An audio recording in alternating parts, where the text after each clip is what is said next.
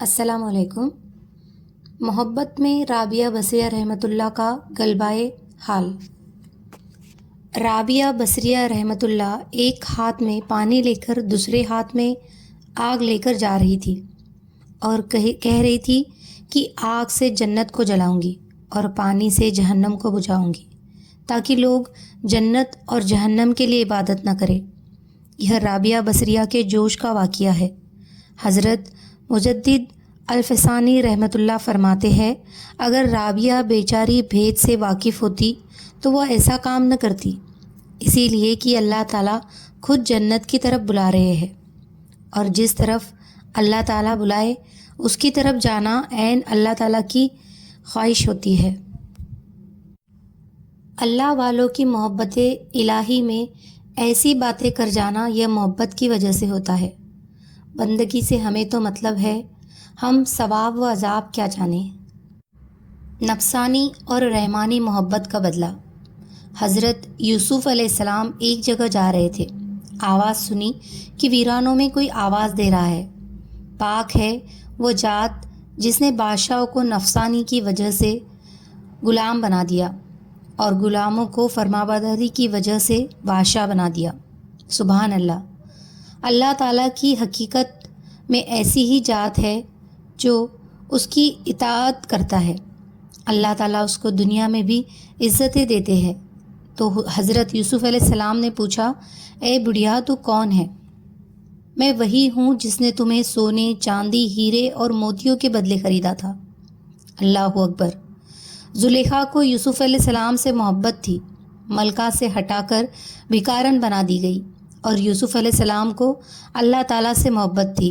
अल्लाह ताला ने ग़ुलामी से निकाल कर वक्त का बादशाह बना दिया। यही नफसानी और रहमानी मोहब्बत में फ़र्क होता है।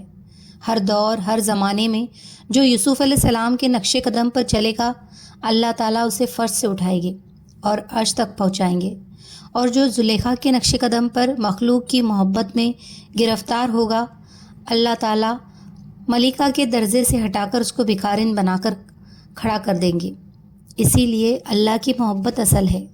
हमें अल्लाह ताला से अल्लाह की मोहब्बत मांगने की ज़रूरत है। अल्लाह ताला की मोहब्बत जब दिल में हो तो गम नहीं रहता। करीम मुझ पर करम कर, बड़े अजाब में हूँ कि तेरे सामने बैठा हूँ और हिसाब में हूँ। मोहब्बत की शमा कहाँ जलती है। हज़रत इब्राहिम बिन अदहम रहमतुल्लाह ने एक ख्वाब देखा कि एक फ़रिश्ता लिख रहा था।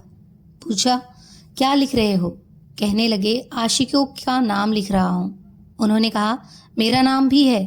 फ़रिश्ते ने कहा, तुम्हारा नाम नहीं है। कहने लगे कि ऐसा करो कि अल्लाह के आशिकों से मोहब्बत करने वालों में मेरा नाम लिखो। वो फ़रिश्ता कहता है, बहुत अच्छा, और चला गया। फिर कुछ अरसे के बाद ख्वाब देखते हैं कि फ़रिश्ता लिख रहा है। पूछा, क्या लिख रहे हो? कहने लगा कि उन लोगों के नाम लिख रहा हूँ जिनसे अल्लाह ताला मोहब्बत करते हैं। उन्होंने कहा कि अच्छा, मेरा नाम भी कहीं है? तो उसने दिखाया कि जिनसे अल्लाह ताला मोहब्बत किया करते हैं उस सफ़े के सबसे ऊपर इब्राहिम बिन अदहम रहमतुल्लाह का नाम लिखा हुआ था। अल्लाह ताला ने फरमाया कि जो मेरे आशिकों से मोहब्बत करते हैं, मैं उन बंदों के साथ मोहब्बत किया करता हूँ। इसीलिए अल्लाह वालों से मोहब्बत अल्लाह की मोहब्बत मिलने का ज़रिया बन जाती है। जब अल्लाह से मोहब्बत होती है तो अल्लाह के नाम से भी मोहब्बत हो जाती है। एक दम भी मोहब्बत छिप न सकी जब तेरा किसी ने नाम लिया। दीदारे इलाही का यह नुस्खा भी अजीब। एक बार हाजी इमदादुल्ला मुहाजिर मक्की रहमतुल्लाह के पास एक आदमी आया। वो कहने लगा, हज़रत, ज़िक्र व अस्कार और इबादत में ज़िंदगी गुजर गई, मगर मेरा दिल एक तमन्ना की वजह से जल रहा है। जी चाहा कि आज आपके सामने वह तमन्ना ज़ाहिर कर दूँ। आपने पूछा, कौन सी तमन्ना है? कहने लगा, हज़रत इमाम अहमद बिन हम्बल रहमतुल्लाह का ख्वाब में 100 बार अल्लाह ताला का दीदार हुआ। मेरा भी जी चाहता है कि मुझे भी अपने खालिक का दीदार नसीब हो। हाजी साहब रहमतुल्लाह तबीयत के समझने में माहिर थे। फरमाने लगे, आज तुम ईशा की नमाज़ पढ़ने से पहले सो जाना। इसमें हिकमत थी, मगर वह बंदा समझ न सका। वह घर आया।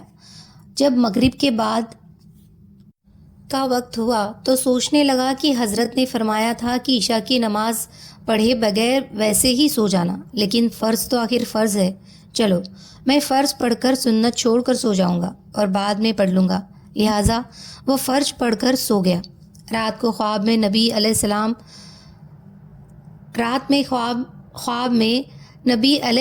والسلام کا دیدار نصیب ہوا۔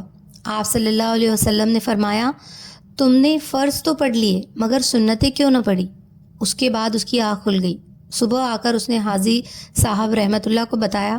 حاجی صاحب رحمۃ اللہ نے فرمایا، او اللہ کے بندے، تو نے اتنے سال نمازیں پڑھتے ہوئے گزار دیے، بھلا اللہ تعالیٰ تیری نماز قضا ہونے دیتے؟ کبھی ایسا نہ ہوتا، بلکہ وہ تیرے عملوں کی حفاظت فرماتے۔ اگر تو مغرب کے بعد سو جاتا تو خواب میں اللہ تعالیٰ کا دیدار بھی ہو جاتا، وہ تجھے جگہ بھی دیتے اور تجھے عشاء کی توفیق بھی عطا فرماتے، مگر تو راز کو نہ سمجھ سکا، تو نے صرف سنتیں چھوڑ دی تو محبوب صلی اللہ علیہ وسلم کا دیدار ہوا۔ اگر تو فرض چھوڑ دیتا تو تجھے اللہ تعالیٰ کا دیدار نصیب ہو جاتا۔ جی ڈھونڈتا ہے پھر وہی فرصت کے رات دن، بیٹھے رہے تصور جانے کیے ہوئے۔ محبت کے غلبے میں دو بوڑھوں کی ہاتھا پائی۔ مقامات زواریہ میں ایک عجیب بات لکھی ہوئی ہے۔ ایک بار ایک خانقاہ فیصل آباد میں دو بوڑھے آپس میں الجھنا شروع ہو گئے۔ دیکھنے والے بڑے حیران ہوئے کہ یہ دونوں ظاہر میں بڑے نیک اور متقی نظر آتے ہیں، سنت کا اتباع ان کے جسم پر بالکل ظاہر ہے، مگر ایک دوسرے سے لڑ رہے ہیں۔ ایک اس کے تھپڑ لگاتا اور دوسرا اس کو لگاتا، وہ اسے کھینچتا ہے اور یہ اسے کھینچتا ہے اور کچھ باتیں کر رہے ہیں۔ ایک صاحب قریب ہوئے کہ آخر بات کیا ہے۔ جب قریب ہوئے تو کیا دیکھتے ہیں کہ وہ دونوں محبت الہی میں ڈوبے ہوئے تھے کہ آپس میں بیٹھے ہوئے ان میں سے ایک نے کہہ دیا، اللہ میرا ہے، یعنی اللہ میرا ہے۔ جب دوسرے نے سنا تو وہ الجھنے لگا کہ نہیں، اللہ میرا ہے۔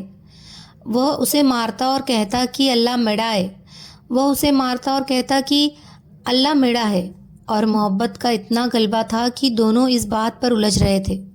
اللہ اکبر! مجھ کو نہ اپنا ہوش نہ دنیا کا ہوش ہے، بیٹھا ہوں مست ہو کر تمہارے جمال میں۔ شربت دیدار سے روزے کا افطار۔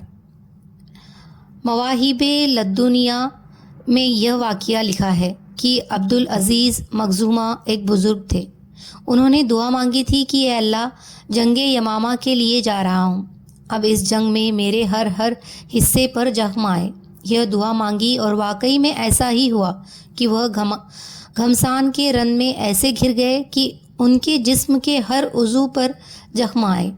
جب زخمی حالت میں تھے اور روح پرواز کرنے کے قریب تھی، ایک مسلمان قریب ہوا تو اس مسلمان نے کہا، کیا میں آپ کو پانی پلا دوں؟ آپ کے جسم کا ہر عضو زخمی ہو چکا ہے۔ تو عبداللہ بن مخزومہ رضی اللہ عنہ فرماتے لگے، نہیں، میں اس وقت روزے کی حالت میں ہوں، میں شربت دیدار سے اپنے روزے کو کھولنا چاہتا ہوں۔ ایسی بھی محبت ہوتی ہے۔ اللہ اکبر! اللہ تعالیٰ محبت کا تھوڑا سا نشہ ہمیں بھی عطا فرما دے، پھر ہمیں عبادتوں کے اندر سکون نصیب ہو جائے گا۔ اسی لیے کہا، عشق ایک آگ ہے جو اللہ کے سوا سب کچھ جلا کر رکھ دیتی ہے۔ اللہ کی محبت دل میں آتی ہے، غیر سے انسان کی نگاہیں اٹھ جاتی ہے۔ عشق کی آتش کا جب شعلہ اٹھا، ماں سوا معشوق سب کچھ جل گیا۔ تیغ لا سے قتل غیر حق ہوا، دیکھیے پھر بعد اس کے کیا بچا، پھر بچا اللہ، باقی سب فنا، مرحبا اے عشق تجھ کو مرحبا۔ محبت الہی آخر تو سنبھال لیتی ہے۔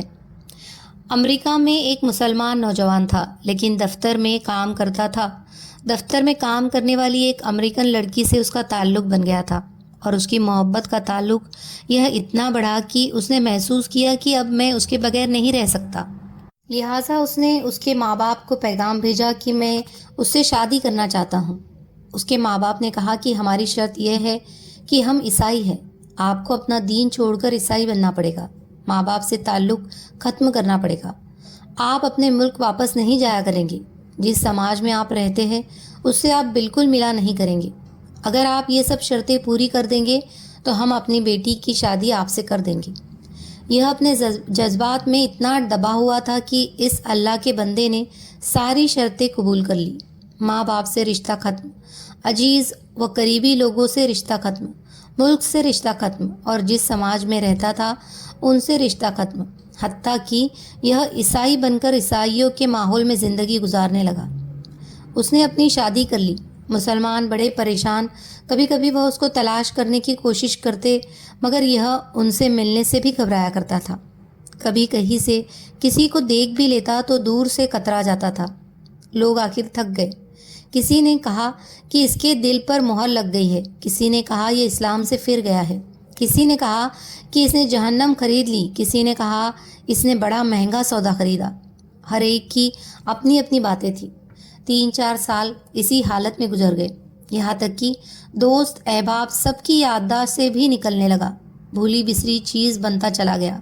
ایک دن امام صاحب نے فجر کی نماز کے لیے جب دروازہ کھولا تو دیکھا ایک نوجوان آیا۔ اس نے وضو کیا اور مسجد میں نماز کی صف میں بیٹھ گیا۔ امام صاحب بڑے حیران، ان کے لیے یہ چیز تو بڑی عجیب تھی۔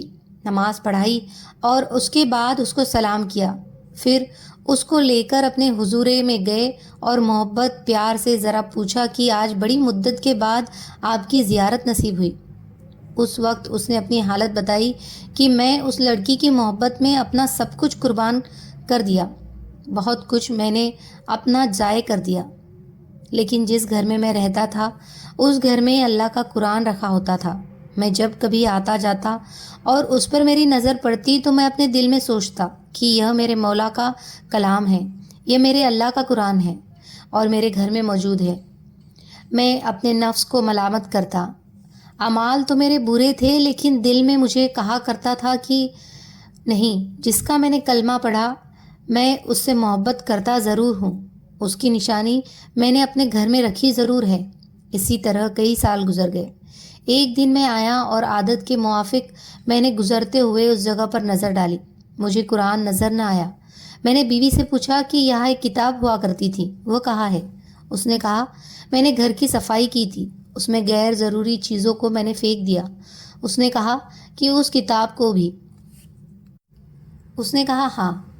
یہ وہاں سے واپس گیا اور کوڑا پھینکنے کی جگہ سے اس کتاب کو اٹھا کر لے آیا۔ جب لڑکی نے دیکھا کہ یہ بہت زیادہ اس کتاب کا احساس کر رہا ہے تو وہ بھی احساس کرنے لگی کہ آخر وجہ کیا ہے۔ اس نے کہا بس میں اس کتاب کو رکھنا چاہتا ہوں۔ اس لڑکی نے جب دیکھا کہ یہ تو عربی میں ہے، اس نے کہا ہاں، کوئی نہ کوئی تعلق اس کا اسلام سے ہے۔ تو اس نے کہا دیکھو، اس گھر میں یا تو یہ کتاب رہے گی یا پھر میں رہوں گی، تمہیں اس میں سے کسی ایک کے بارے میں فیصلہ کرنا ہوگا۔ وہ کہنے لگا کہ جب لڑکی نے یہ کہا تو میرے لیے زندگی کا عجیب وقت تھا۔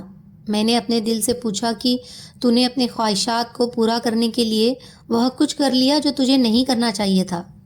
آج تیرا رشتہ پروردگار سے ہمیشہ کے لیے ٹوٹ جائے گا۔ اب تو فیصلہ کر لے کہ تو اس کو چاہتا ہے یا اس کے پروردگار کو چاہتا ہے۔